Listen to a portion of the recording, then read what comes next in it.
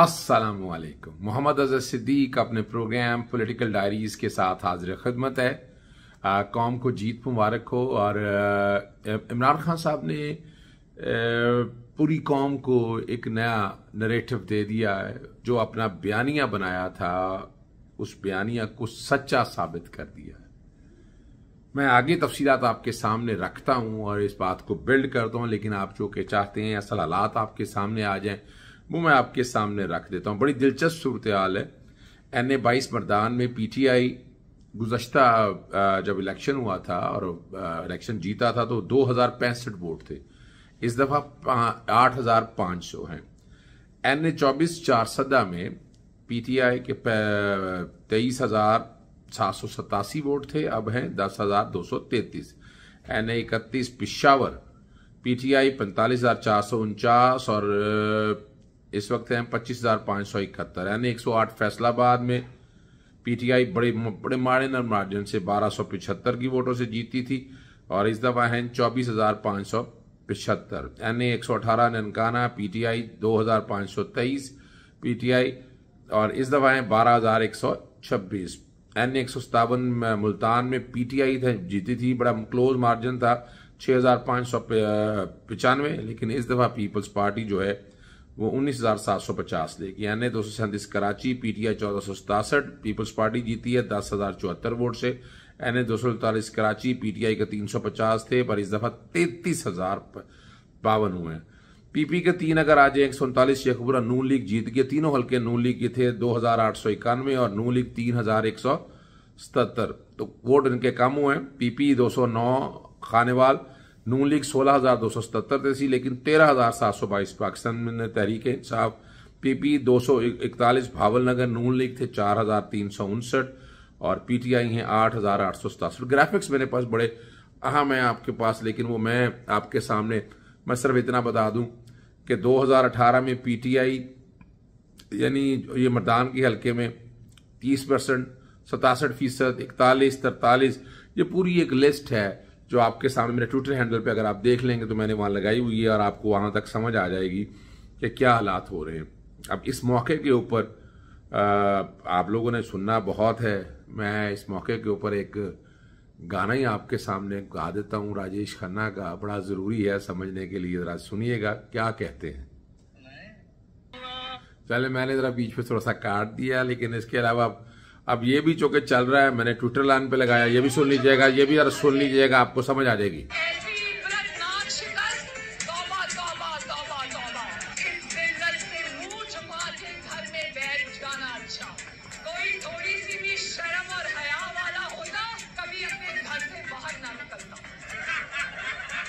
अब ये मैं जो भेजे हुए आप दोस्तों ने तो मैंने मुनासिब इसमें आबिद शेर अली जो फैसलाबाद की शिकस्त के हवाले से क्या कहा, जरा वो सुन लीजिएगा, जरा सुन लीजिएगा क्या कहता है वो।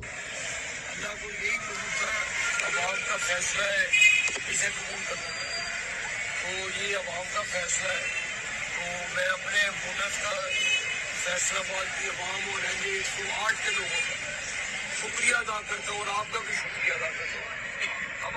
चले मैंने सिर्फ आप लोगों के लिए रखने का मकसद ये था कि आप समझ सकें और आपको अंदाज़ा हो सके।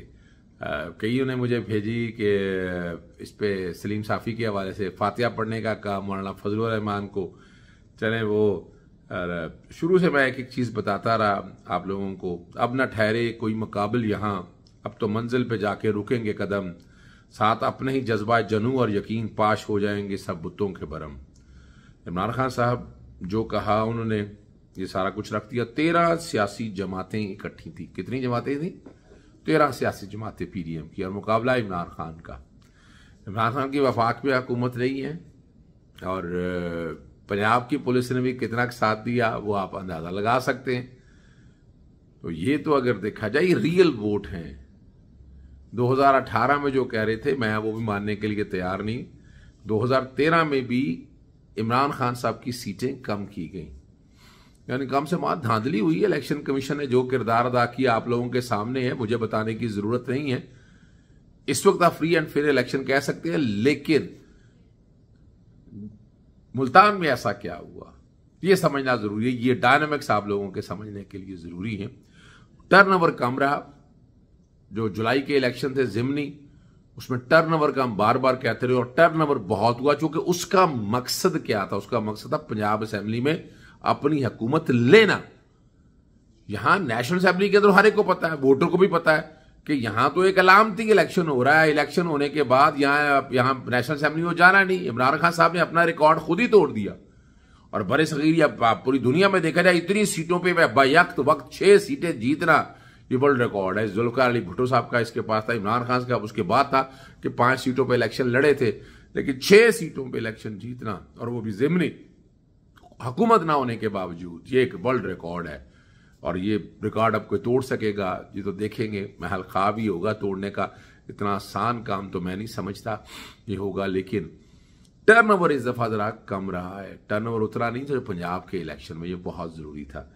मैं मुल्तान की सीट के बारे में आपको बताता चलूं, चूंकि वहां एक तो गद्दी अपना पीरों का मुकाबला है, गद्दी का मामला है और मेहरबान एक अच्छी कैंडिडेट है। मैं मौरूसी सियासत का मैं यकीन रखता कि मैं मौरूसी का मसला है, लेकिन असल जो वजह है कि वहां पीडीएम की तो अपनी जगह है, लेकिन जहांगीर तीन को भी साथ शामिल कर लें, जो कि उसकी बाउंड्रीज जो है खानेवाल वगैरह जिन 3 जगहों पर लगती हैं, तो वहाँ जहाँ जावेद हाशमी का अपना वोट उसने भी खुल के, इधर से जहांगीर तीन का भी वोट, और बाकी आप समझ सकते हैं वहाँ पुलिस कोई रोल नहीं था, लोगों की बड़ी शिकायत हैं।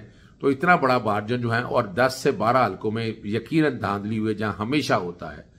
इसी तरह मलीर के अंदर अगर आप देखें, वहां आपने देख लिया ठप्पे लगाना और सारा कुछ रिकॉर्ड के ऊपर है, और उन इलेक्शन को चैलेंज करना चाहिए। मैंने इमरान खान साहब से ट्वीट करते हुए मैं डिमांड किया है, ये मैंने वहां मुबारकबाद दी है, वहां मैंने डिमांड की एक हाई पावर्ड कमेटी बना के, एक तो शेखपुरा का इलेक्शन आना, शरकपुर का वो इलेक्शन हारना नहीं चाहिए था, हारना बनता नहीं था, बड़ा शुरू में बता दी है। तो वो उन हलकों के अंदर बाकायदा जो है ना एक ताकीक, एक इन्वेस्टिगेशन, एक हाई पावर कमेटी, वो रीजन पता लगा सके ताकि कैसा ना। मैं जो समझ पाया हूं, एक तो मुफस्सल में पीटीआई को काम करने की बहुत जरूरत है, मुफस्सल गांव वगैरह जिला देहातों में बहुत काम करने की जरूरत है। बहुत वोट बैंक, बड़ा वोट बैंक है वहां पर। उस वोट बैंक को वहां देखिए, वहां और यानी शहरों में और मसले हैं।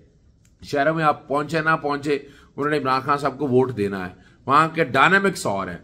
वहां गांव में ये है, उन मुफस्सलों में ये है, वहां लोगों तक पहुंचना, उनकी गमी खुशी में आपने जाना है, पर्चे दर्ज कराने हैं, इन्वेस्टिगेशन तब्दील, नौकरियों में लगाना है, अस्पतालों में दाखिले लेके देने हैं, बिजली का कनेक्शन है, पानी का कनेक्शन है, गैस का कनेक्शन है, 1000 ऐसे मसले हैं जिसमें हर तरह से किरदार एक अदा करना है। तो इसलिए वहां ये सोचना पड़ेगा यहां, और जरूरी है यहां पर। फॉर्म 45 के हवाले से बड़ी शिकायत है, वो नहीं सामने आ सकी, वो आए।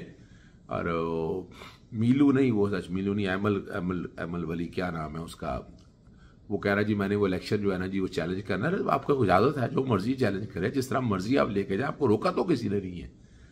लेकिन अब सवाल इससे आगे है कि अब ये जो गोल है ये अचीव कर लिया है, अब क्या इसके बाद जो मुख्तलिफ इदारे वहां सोच रहे हैं कुछ कि इससे पॉलिटिक्स के डायनेमिक्स नहीं बदले ना। या तो आप असेंबली के अंदर होते तो फिर इसका प्रेशर कुछ और होना था। इतनी आसानी से ये गवर्नमेंट छोड़ेंगे नहीं। लॉन्ग मार्च करना है, धरना देना है, या शहर बंद करने हैं, ये फैसला तो करना है। और मेरा ख्याल है 18 तारीख तक इमरान खान साहब कर लेंगे और अक्टूबर के अंदर अंदर करना है। पीछे मैंने आपको पहले भी बताया था कि पीछे तहरीक जितनी भी है इमरान खान साहब को गिराने के लिए, तो वो अक्टूबर से शुरू होकर मार्च तक गई थी। 2020 में जब सारी सियासी जमातें ये इकट्ठी हो गई, आखिर में पीपल्स पार्टी ने साथ नहीं दिया था। फिर अक्टूबर से शुरू होकर मार्च में रिजल्ट आ गया था, जब गवर्नमेंट टॉपल हो गई। और 9 अप्रैल को इमरान खान साहब, वैसे असेंबली तो पहले तोड़ दी थी, लेकिन 9 अप्रैल को सुप्रीम कोर्ट के फैसले के बाद भी असेंबलियां जो है ना वो नो कॉन्फिडेंस वोट ले गया, नहीं ले सके इमरान खान साहब, और शहबाज शरीफ जो है वो वज़ीर आज़म पाकिस्तान बन गए। ये आपके सामने रिकॉर्ड के ऊपर चीज़ें अवेलेबल हैं, और इन चीज़ों को इसी तनाजुर में देखना है, आपने इसी में समझना है यहाँ पर। और अब आगे क्या होना है, आगे अगर देखा जाए तो वो तो प्लेट में रख के इतनी आसानी से तो नहीं मिलेगी। प्रेशर जरूर बिल्ड हो रहा है, नई तैनाती के हवाले से बातें अपनी जगह हो रही हैं, और कई उन जगहों पर बैठ के बहुत गौरव हौस भी हो रहा है इस चीज़ों का। और इसमें जो सबसे अहम था वो सिरिल अलमेडा का था। सिरिल अलमेडा ने कहा कि अगला वज़ीर आज़म इमरान खान होगा, और उन्होंने डायनामिक्स भी दिए। मैं उसका सपोर्टर नहीं, मैं तो उसके सख्त खिलाफ हूँ।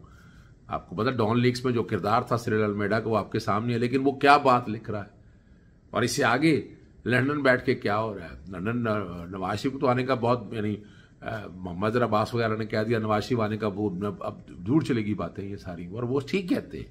नवाज शरीफ तब तक पाकिस्तान नहीं आएगा। 3 शराइत मैं आपके सामने पहले रख चुका हूं। पहले ताहयात नाअहली खत्म की जाए, आप ज्यादा लगाए, प्लेटों में रख के चीजें लेना चाहते हैं, पंजाब इनके झोली में डाल दिया जाए। तीसरा, वो जेलों में नहीं जाना उन्होंने, और किसी रेस्ट हाउस में बैठाएं और सारा कुछ खत्म कर दें। यानी मजाक हो गया, अभी बदमाशिया हो गया ये, पर ये हो रहा है, ये सोची बैठे। अब हाँ, इमरान खान साहब ने बस आने वाले दिनों में बहुत अहम, ये वाला हफ्ता जो बहुत अहम है, बहुत अहम फैसले होने, उसमें इस मुल्क के डायनामिक सामने आएंगे आपके। और जहाँ की मीटिंग हुई हैं, जिस किसी की मीटिंगें हो रही हैं, उसे ज़्यादा असर ना पड़े। वैसे तो बैकडोर डिप्लोमेसी चलनी चाहिए, ये ज़रूरी है, पॉलिटिक्स के लिए ज़रूरी है। ये पॉलिटिक्स के ये रूल है, पॉलिटिकल रूल है ये। इजाज़त चाहता हूँ। अस्सलाम वालेकुम, अल्लाह हाफिज़, पाकिस्तान जिंदाबाद।